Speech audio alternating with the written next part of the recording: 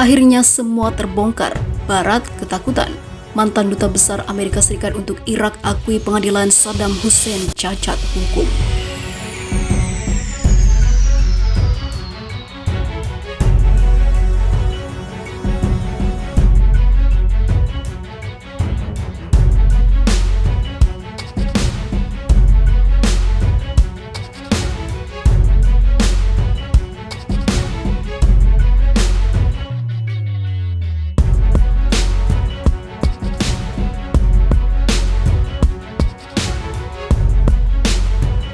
Pengadilan terhadap mendiang mantan Presiden Irak Saddam Hussein dan rekan-rekan terdakwa lainnya memiliki banyak pelanggaran dan tidak sempurna. Hal itu diungkapkan Robert Ford, mantan Duta Besar Amerika Serikat untuk Irak kepada Sputnik jelang peringatan 15 tahun eksekusi Saddam Hussein. Persidangan itu sendiri pasti ada masalah, tidak ada pertanyaan, beberapa pengacara pembela dihabisi, itu mengerikan, ungkap Ford. Selama persidangan itu sendiri, kadang-kadang penuntut memperkenalkan bukti tanpa membiarkan pembela melihatnya terlebih dahulu sehingga pembela terkejut dengan bukti-bukti yang baru, kendang Ford seperti dilansir dari kantor berita Rusia.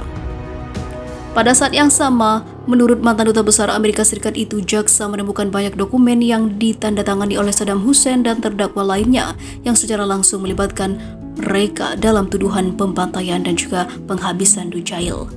Jadi benar-benar tidak ada pertanyaan bahwa Saddam dan rekan terdakwa bersalah atas kejahatan tersebut, tetapi prosesnya sendiri tentu saja tidak sempurna, kata Ford. Mantan pemimpin Irak Saddam Hussein dieksekusi mati pada 30 Desember 2006 pada malam sebelum dimulainya salah satu hari raya umat Islam yang paling penting, yaitu Idul Adha.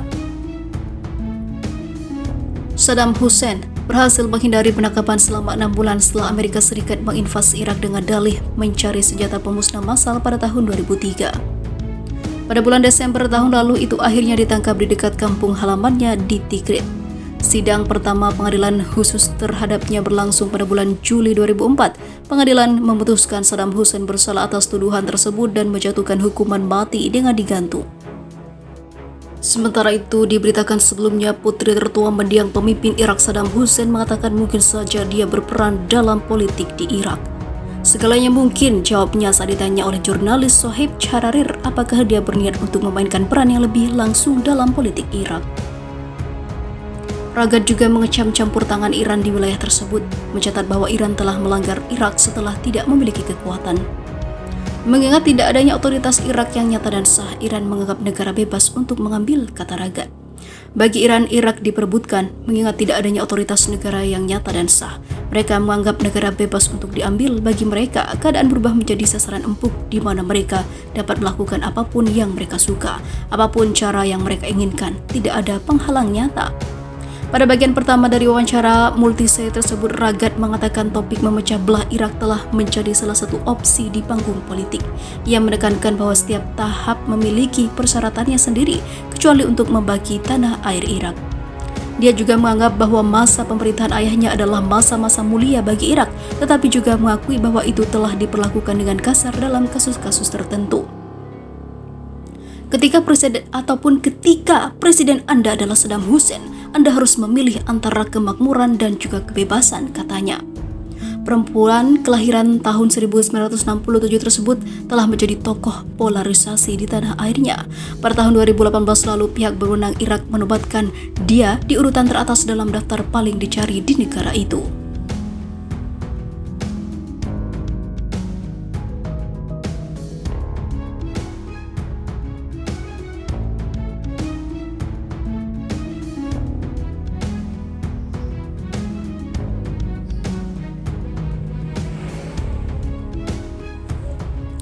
Bikin kaget dunia. Peringati 15 tahun kematian sang ayah putri Saddam Hussein. Serukan rakyat Irak bersatu. Begini agendanya.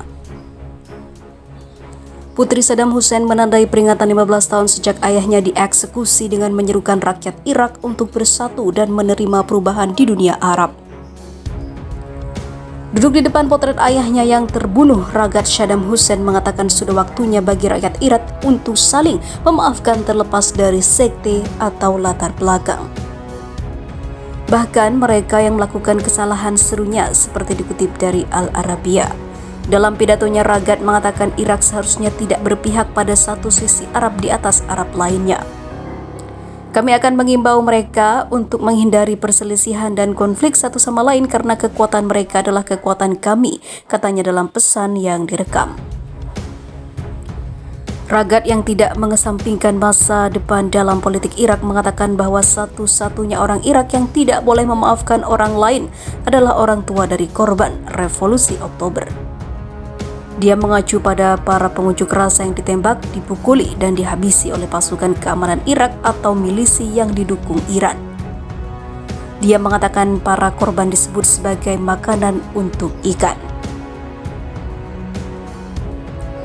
Orang-orang Irak tidak akan menerima orang-orang ini dan mereka akan mendorong mereka keluar, terlepas dari semua dukungan yang mereka terima dan terlepas dari semua tekanan yang diberikan kepada Irak.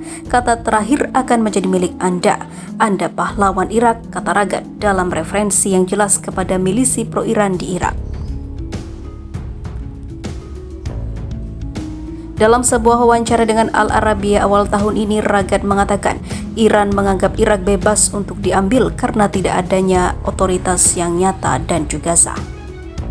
Saddam Hussein berhasil menghindari penangkapan selama 6 bulan setelah Amerika Serikat menginvasi Irak dengan dalih mencari senjata pemusnah massal pada tahun 2003 lalu. Pada bulan Desember tahun itu, ia akhirnya ditangkap di dekat kampung halamannya di Tikrit. Sidang pertama pengadilan khusus terhadapnya berlangsung pada bulan Juli 2004. Pengadilan memutuskan Saddam Hussein bersalah atas tuduhan kejahatan terhadap kemanusiaan dan menjatuhkan hukuman mati dengan digantung pada 5 November 2006. Saddam Hussein digantung di Baghdad pada 30 Desember 2006.